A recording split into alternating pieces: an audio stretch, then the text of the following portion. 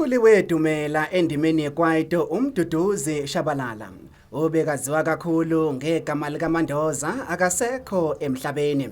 uMandoza udlule emhlabeni ngesonto ngezithuba zamadina, kanti ukudlula kwakhe emhlabeni ngokuzomisa kushaqe abaningi, ikakhulukazi abathandi nabalandeli bomculo weKwaito.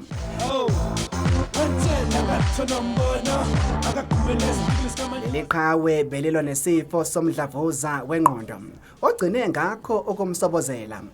uMandoza udlule emhlabeni eneminyaka engu-38 ubudala. Ushiye ngemuva unkosikazi wakhe uMpho Shabalala nezingane zakhe ezimbili.